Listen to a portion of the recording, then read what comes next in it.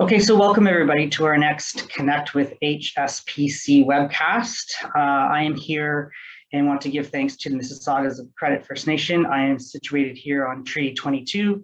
Right behind me is 16 Mile Creek, which has particular significance for our guest today, Adam Van Koeverden. I'm also joined with today with Dara Eisner-Clancy from the Distress Center of Halton. Welcome. Thank you everybody for joining us. So I don't know, there's like so much we could say in an introduction for you, Adam, but we are here to talk about mental health and being an athlete and some of the pressures that you've faced in your past, and giving some of our viewers some strategies that might be of interest to them to have positive mental health and keep in positive mental health. And so I'm going to jump right in and welcome Adam. I am a big fan, paddler, as I mentioned before, and so this is quite an honor for me and for the Halton Suicide Prevention Coalition to have you here today. So thank you for joining us, Adam. It's a great pleasure. Thanks. It's the privilege is mine. It's nice to be able to join and to share experiences, thoughts, and tell some stories together. Thank you. Terrific. So I just wanted to, our first question, Dara and I are going to bounce back and forth with some questions. So I'm gonna have the first one, and it's really about your athletic journey from the mental health perspective. You know, you're an elite athlete, you're an Olympian, and you're being judged not only by the Olympic judges, but also by the community and by your peers and all of those things. Tell us about your journey around how you kept a positive mental health, or maybe not so positive mental health sometimes, and how that played out for you in your journey to become a gold medal winner. Thanks, Marcus. Well, first, I'd like to acknowledge that I'm joining today from just outside of Ottawa, which is the traditional territory of the Algonquin people.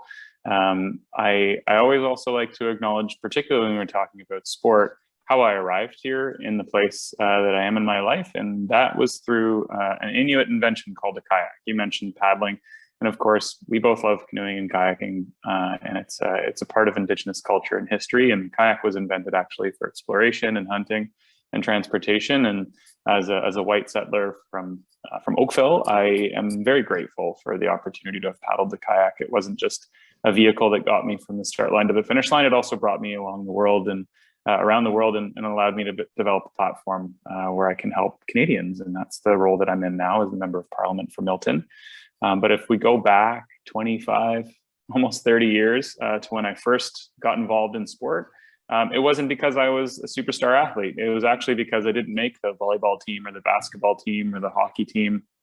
I think I made the soccer team, and I definitely made the cross country team, but I think it's because everybody makes the cross country team in elementary school. I think if you have like an interest in running in the woods, then I don't think your gym teacher is allowed to tell you, no, you're not allowed to make the cross country team. Everybody makes that one, which is good. I think, youth need to feel a sense of belonging in physical activity. I think it is, sort of built up as, are you an athlete? Are you not an athlete? And that is actually a tragedy. It's a modern tragedy that young people feel like they don't belong in the environment where they're developing their health and their strength and some physical literacy and the ability to express themselves that way. So I think we need to build more inclusive sport environments, and we need to make sure that all of our arenas, our play fields, our school sports programs, our camps are as inclusive as possible, so that we're not judging kids by the book by the cover, and kids aren't judging themselves by the first day on the field. Because I can tell you, I wasn't a very gifted athlete when I first tried out, and even on my first day on the water, I spent more time in the water than I spent on the water. But what I encountered when I got down to the Burloak Canoe Club was a very welcoming environment, a lot of friendly and helpful people, and a lot of new friends. And that's what I think kids are looking for, and not just kids, everybody. Even if an adult goes into a group fitness class, they want to feel welcomed and accepted, and that's what the Canoe Club was for me. And Marcus, if you're at the Oakville Public Library, then the Canoe Club is just right behind you, as you acknowledged. And it was a very special place for me, and it allowed me to develop a little bit of a physical and athletic acumen that I didn't ever think I had before. And it was because of the coaching and because of my teammates and because of the friendships that I built there that I was able to do that. But when I think back to who I was when I was 12 and 13, I was a really confused kid. It was the early 90s, and I didn't really know who I was. And I think probably a lot of people at that age go through a little bit of an identity crisis. And kayaking gave me something unique, and it gave me that identity that I think I was searching for, that a lot of young people at around that age do. But as I kind of, take the mental journey through that sport career, certainly there was a lot of good times with, great races and awesome travels and new experiences. But there's a lot of ups and downs too. I was really fortunate that I had access to great support on the mental health side. Penny Werthner was my sports psychologist, and honestly, we spent as much time talking about happiness and fulfillment and satisfaction and enjoyment as we did talking about my race plan and performance psychology. And I don't think there's really any difference between those two. I don't think there's any difference between physical and mental health either, to be totally honest. I think our brains are an organ, they're in our bodies, they're part of our physical, being. And we've got to treat our brain just like we treat our heart and our lungs and our muscles. We've got to exercise, we've got to train our brain to function and to work. And for me, I've got a strategy. It doesn't work all the time, but I've got a strategy and a list of things that I know I need to do in order to be my best. And that's, that list includes 5 or 6 things, but it allows me to be a good partner. It allows me to be a good dog parent. It allows me to be a good member of parliament, a good colleague, a good friend, and a good family member. And, when I remember to get a little bit of exercise, express myself, don't keep things bottled up. Nutrition is really big for me, drinking enough water, avoiding alcohol, things like that, and makes a big difference in my life. So I used to make a little bit of an acrostic poem about the mental health kind of checklist, if I can call it that I rely on. And that was meds. Getting my meds was really important. And meds was listening to music, getting lots of exercise, diet, and drinking. And when I say drinking, I mean drinking water and staying hydrated. But the S is actually the social interactions, which I think is the most important. So, listening to good music, getting lots of exercise, diet and drink water, and lots of good social interactions. That was my checklist. And it continues to be every single day. And I know that I'll have a pretty good and productive day if I can get at least 3 of those 4 things every day. That's amazing. Thanks, Adam. I really love that you hit it on the head, really, right? Our leaders and our coaches are so important to our young people to be those leaders and those modeling good mental health and checking in and being positive. Then I also loved, we talk about this a lot, like mental health is, we need to take care of it. We need to take care of our brains. So I love that parallel. I think our listeners or viewers are going to understand that too, that our physical health and our mental health are both just as important and very similar. So thank you for that. Yeah. You kind of jumped into my question because it was on coping strategies. And I actually read about your MEDS acronym. And I loved it because, from M for music and meditation, and it helps your mental well-being. And I'm just repeating this for our listeners. And then E for the eating. I mean, you have to feed your brain, as you said, it's the crucial part of your body. And then drinking water, stay hydrated.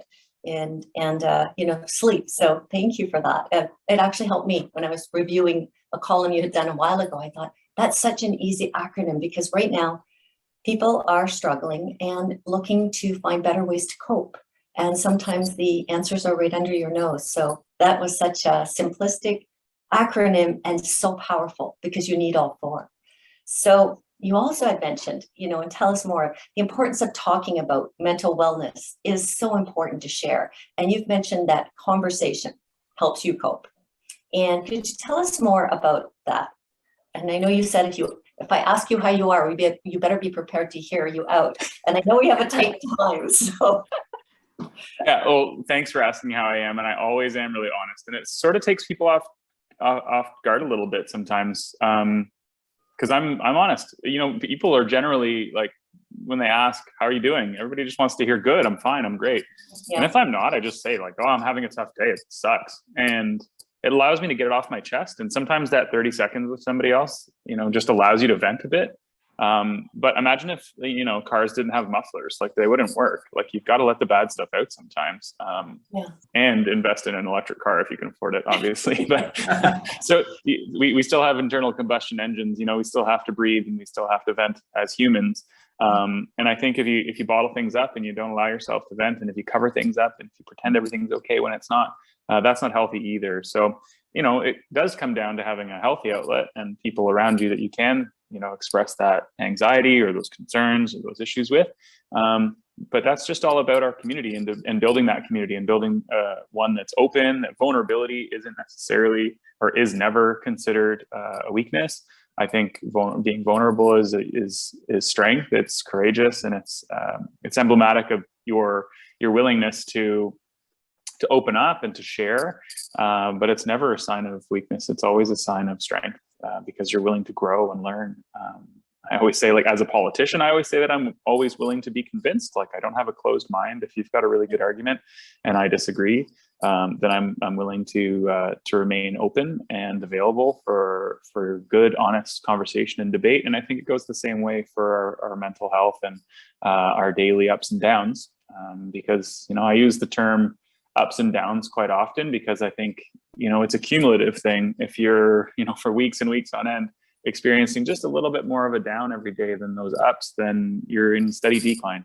I don't think a steady, rapid race to the top is terribly healthy either, because there's a limit to how amazing we can feel all the time. So it's a bit of a balance, making sure that we're maintaining a little bit of a balance. A steady upward trajectory is something nice to aim for, but taking the good with the bad and the tough times in stride, I think, is really important.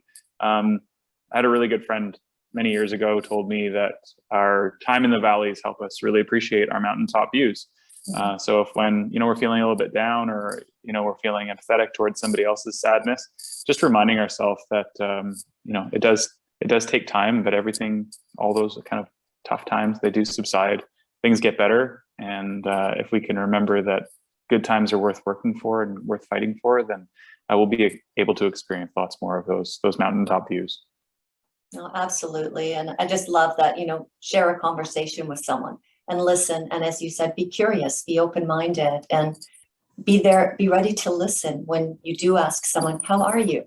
No, really, how are you? Mm-hmm. And you'd be surprised on how many people right now, especially coming out of the pandemic, really need to have those authentic conversations.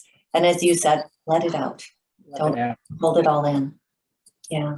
So thanks for sharing. Sure, it is that I love that balance of, like, we all have mental health, and we have the positive mental health, we have the negative mental health, and it's those strategies and those supports that get you back to the peaks, right? That you can enjoy for sure.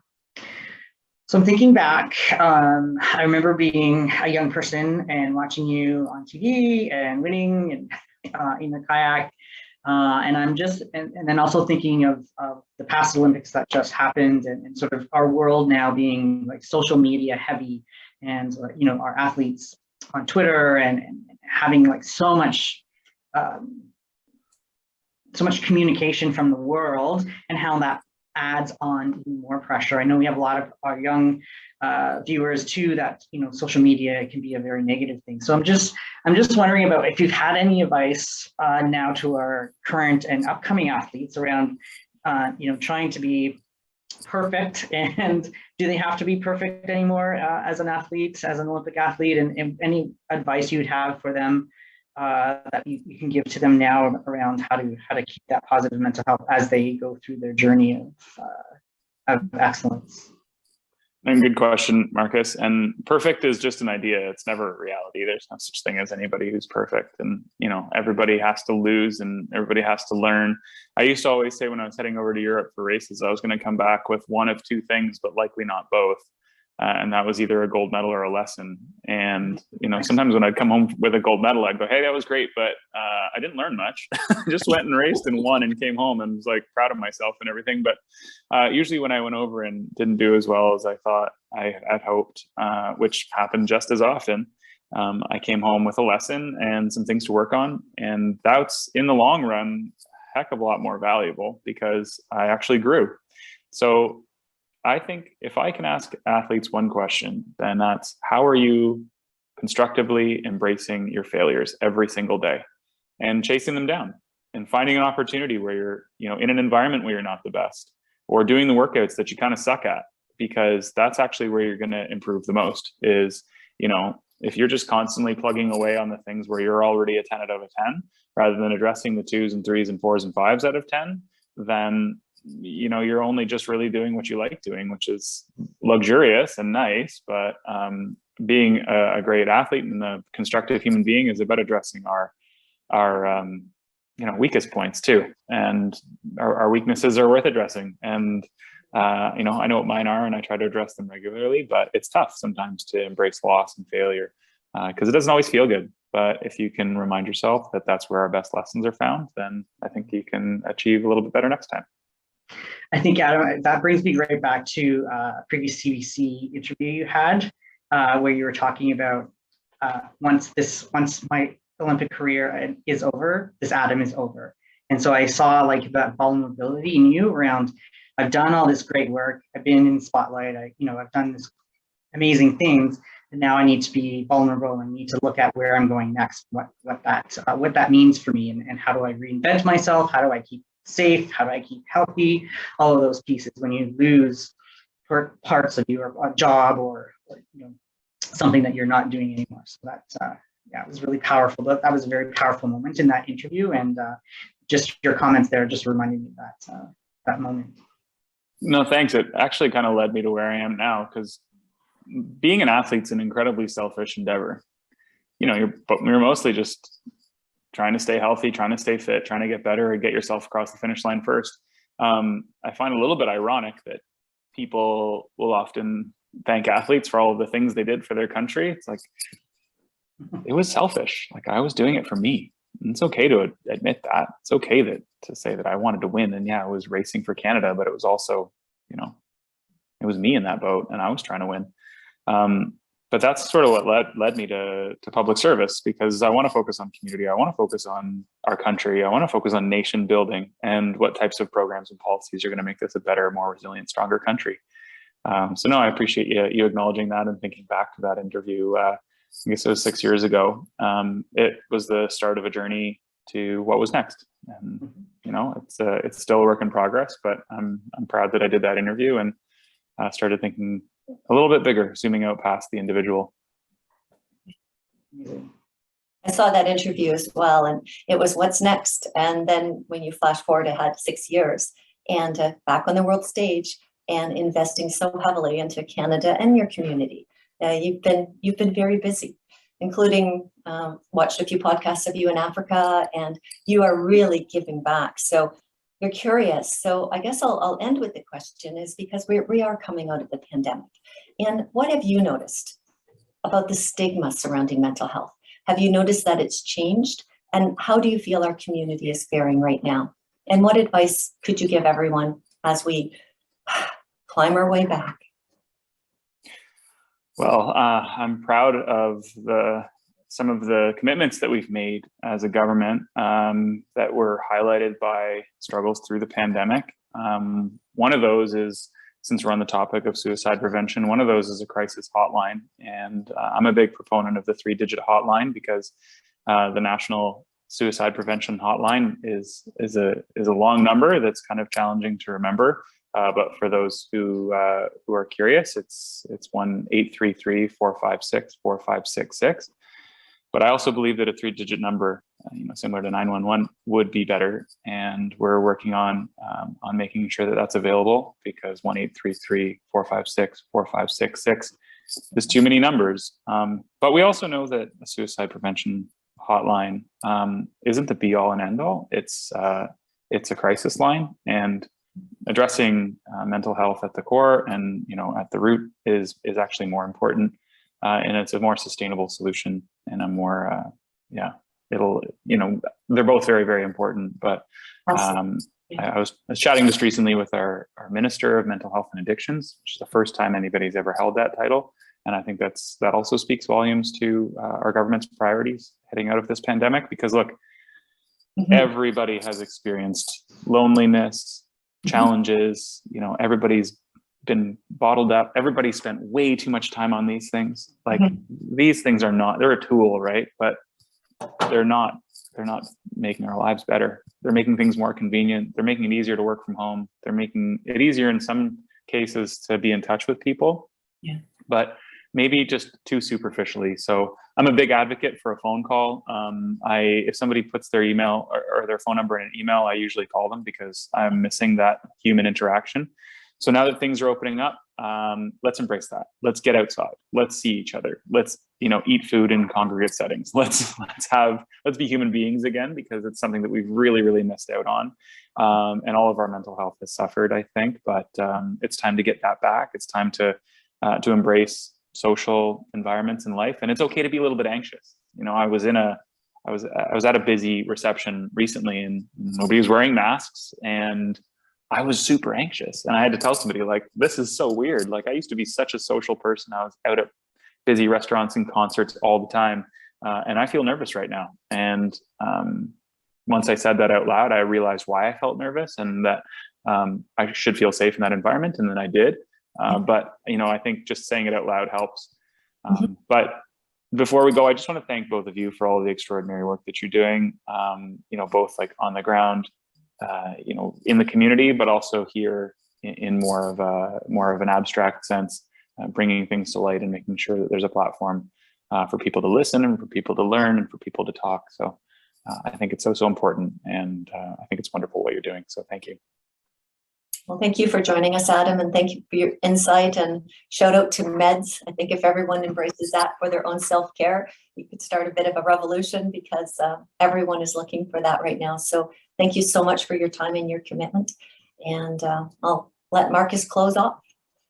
Yeah, I just wanted to, again, thank you, Adam, for joining us today. And I do pass the Burloak Canoe Club every day, and I see Water Street's been renamed or added to the Adam Van Koeverden Street as well. So those are pretty cool for me to come to the library every day and think about the work that you've done around mental health and the work that you're doing now in public service for our country. So thank you so much. And maybe you can help us get the Minister of Mental Health as our next guest on our podcast. That'd be great. I'll let Dr. Carolyn Bennett know that you're interested, and I also encourage everybody, particularly in the Wordle age, as we are here now, in the age where everybody's embraced word games. I've been a Scrabble nerd for decades, but you can make your own meds. MEDS is those are easy letters to work with. So you can think about like music, you can think about education, exercise, diet, drinking, sleep, social, and there's lots of synonyms out there. So make your own acronym and figure out what you need every day, and try and get 3 out of 4. And I bet you'll have a pretty good day if you do. Right, and our gold medals might, and our lessons, can be different than yours too, right? My Olympic gold medal is a good sleep. Yeah. Thank you so much, sir. It's a pleasure to talk to you. Thank you. Thank you so much. Bye now.